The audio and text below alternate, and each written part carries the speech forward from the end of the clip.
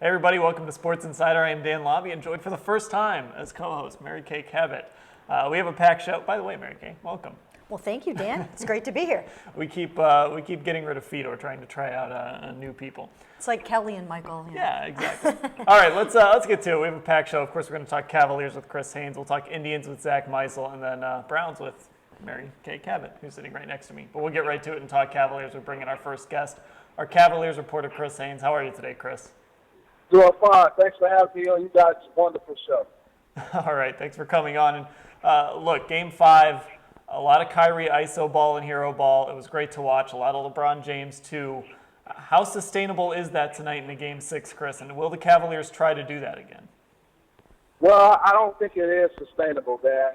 They were hitting tough shots. Klay Thompson was playing tremendous D on Kyrie in Game 5, but Kyrie just to show that, offense, especially when you're on, it's going to outshow defense. I don't think you can continue to do that in Game 6 because you can't realistically expect those guys to go for 40-plus in the same game. I think the Warriors right now feel pretty good about, where they're heading. And look, Cavaliers need more help. Kevin Love can't give you 2 points. JR has to step up. He's struggling similar to how he was struggling in the finals last year. So you would expect a lot of the role players to play better at home. So we'll see how they play. But isolation ball has been something the Cavaliers have struggled with all season. Their defense have to change their strikes. So we'll see if they can be efficient tonight. Chris, given the fact that they aren't going to double team a Kyrie and they're not going to double team a LeBron, who is that third guy that you think that they can get that 20 or so points from tonight that they're going to need, or that 12 to 20 points that they're going to need? Well, they're supposed to have the big three, and so you would think that would be Kevin Love's role, but he hasn't shown to be able to produce on a big stage like this right now. He certainly hasn't had the matchup with Draymond Green on him. Draymond Green is a shutdown defender. You would have thought Kevin Love would be more effective when Draymond was suspended in that Game 5, and Kevin Love still only had 2 points, 3 rebounds, in 30-plus minutes.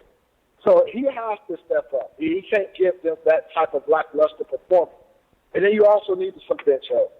Tyronn Lue has been stingy with the bench minutes.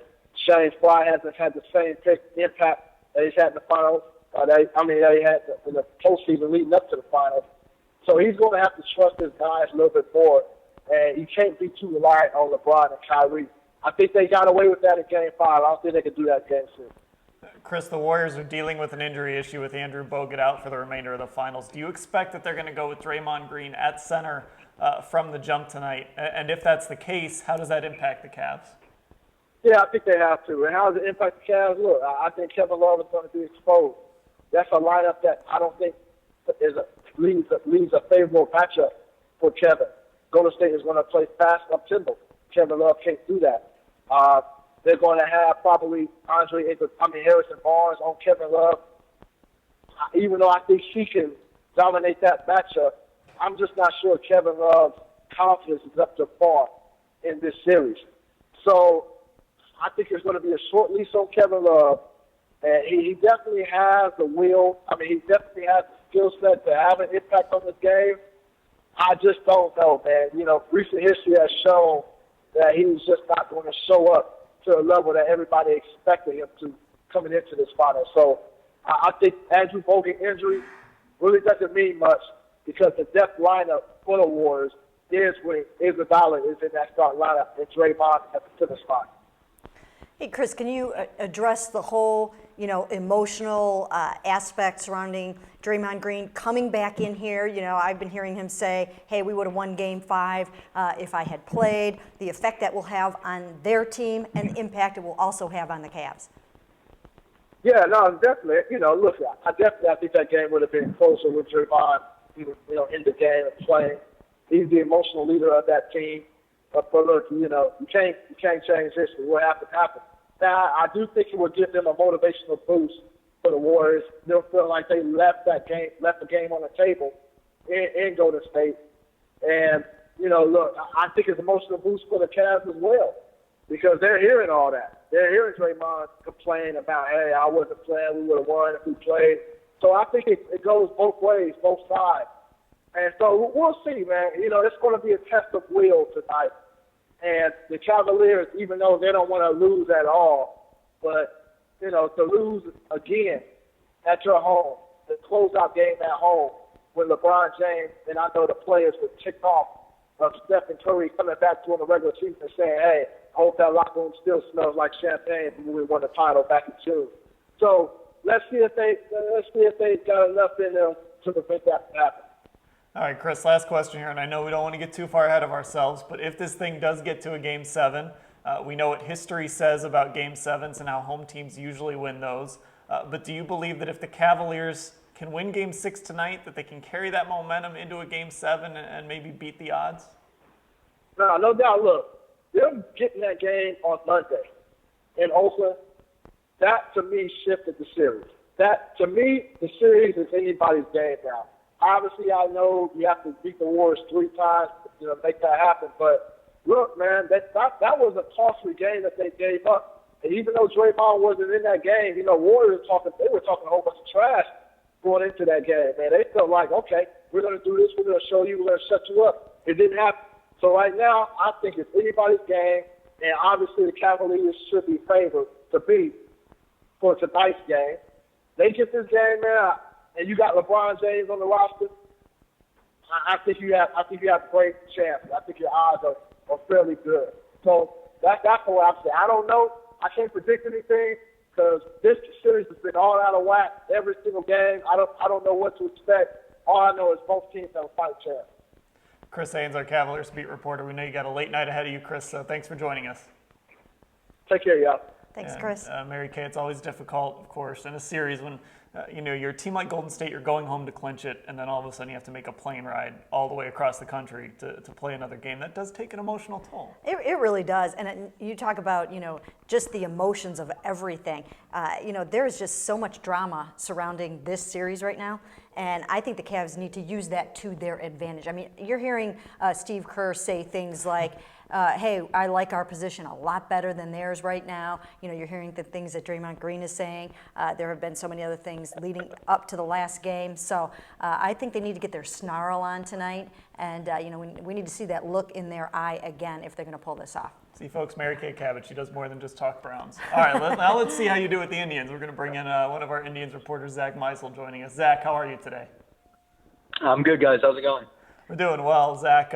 Look, let's start with Brian Shaw. He's been struggling. He's part of the reason why this team was swept in Kansas City, and Terry Francona has stood by him. But how much longer can he do that if Shaw is struggling?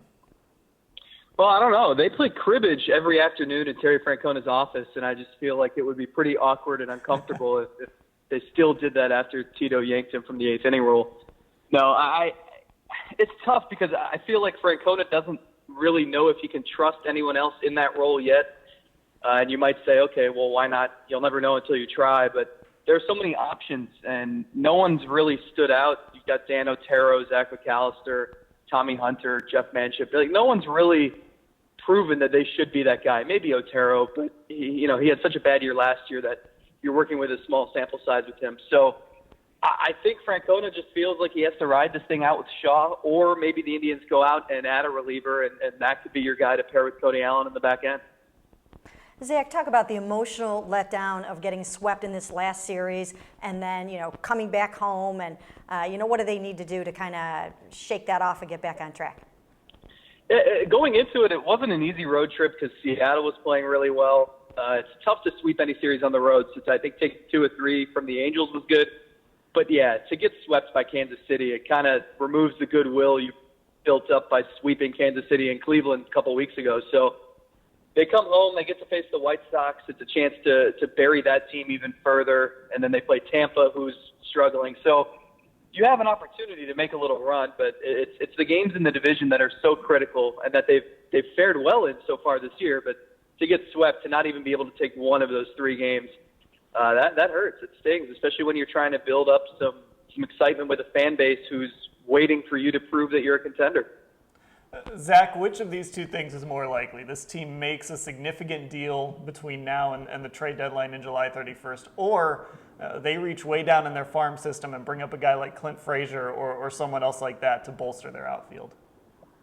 Well, I guess I'll go with significant trade, but I don't know how significant it'll actually be. They're not going to go out and get Ryan Braun for 5 years and $100 million that he's still owed. They're not going to go out and trade Frazier or Zimmer for a rental or something like that. I mean, there are options, but as fair or unfair as it is, I really think that they're still stringent with the payroll, and they're not going to go boost this thing up over $100 million and say, you know what, who cares, let's go for it. You might say, I mean, there are guys out there on cheap deals that they could add, like Sean Doolittle, a good reliever in Oakland. If they want to go a catcher, they could get Jonathan Lucroy from Milwaukee, who's really good offensively and is signed on the cheap. And there are other guys, rentals or guys they could acquire, and they could have the other team throw in some cash. But the thing is going to be, you know, will they part with their top prospects, or are they going to prefer to just get a guy who can help a little bit and keep waiting on Michael Brantley? And I don't know that they know the answer to that yet. But with Frazier and Zimmer, I really don't think either of those guys is close to being ready. They've barely played at Double-A. It's not like they've completely excelled and are just blowing the roof off and need to be promoted to Triple-A right away. So I think it's best to keep those guys down in the farm system for another year or so and make a trade.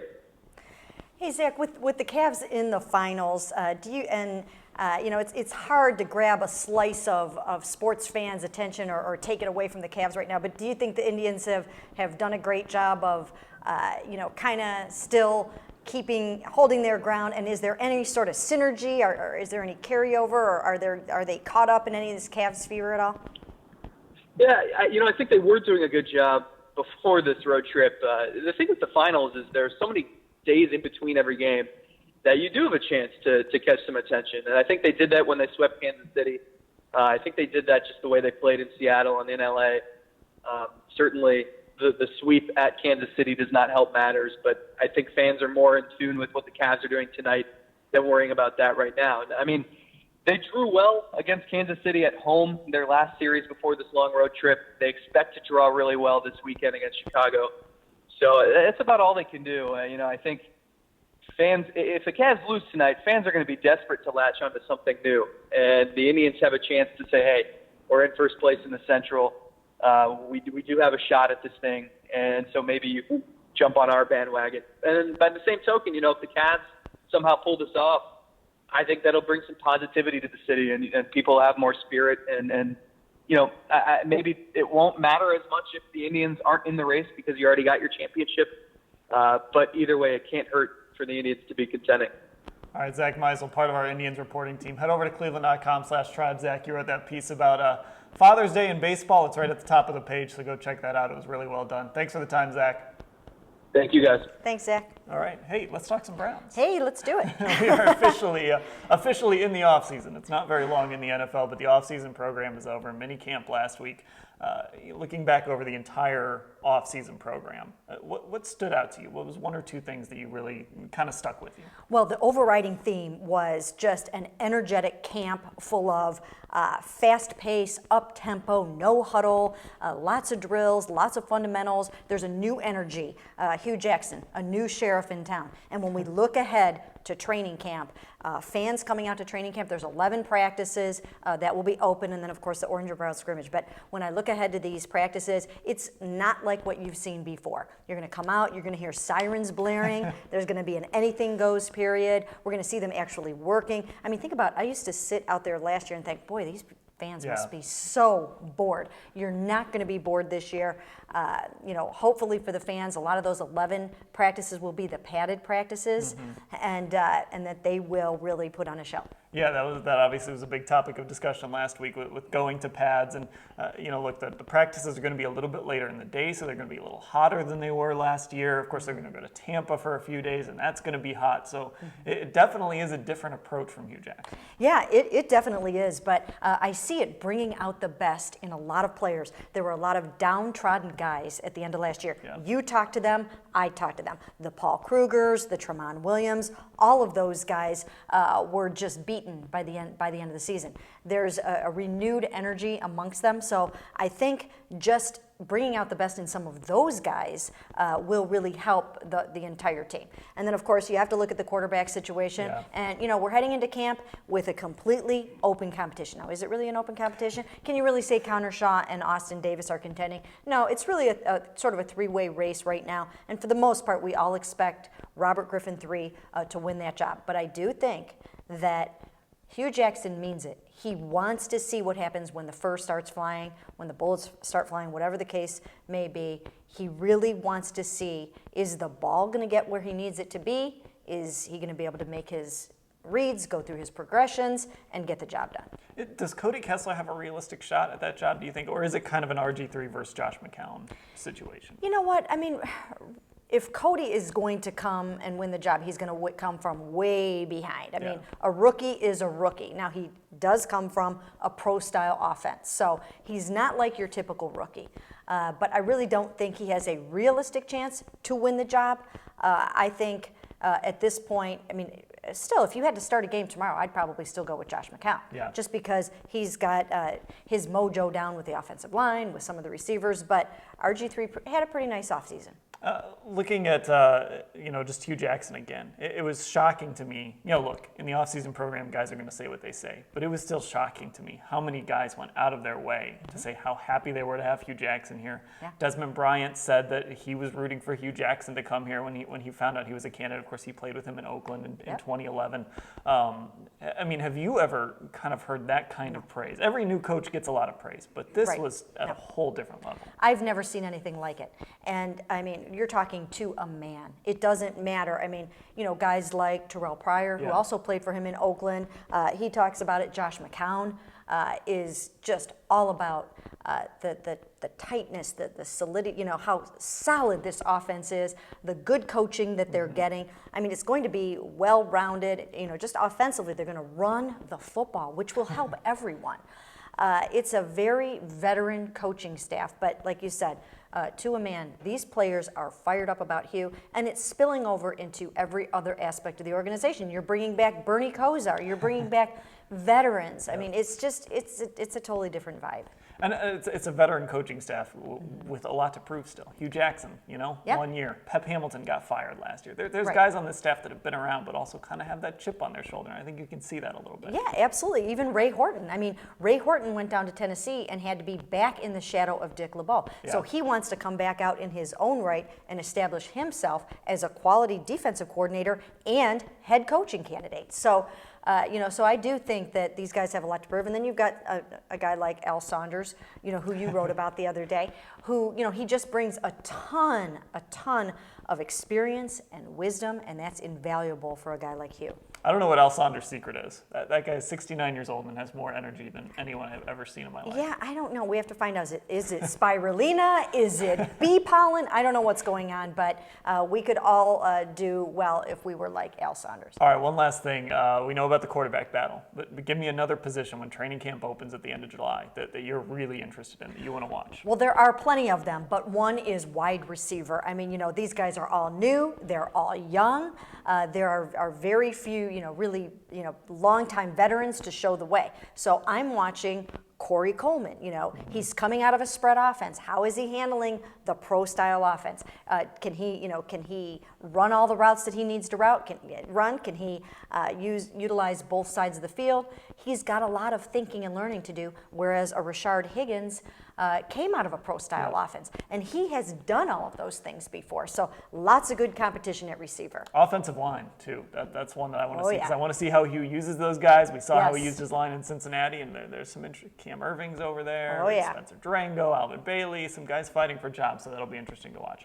All right, that's Mary Kay Cabot talking Browns. She also talked Indians with Zack Meisel and Cavs with Chris Haynes. I think maybe we won't invite Chris Fedor and Bud Shaw back. I'm available until July 29th. All right, thanks for watching, everybody.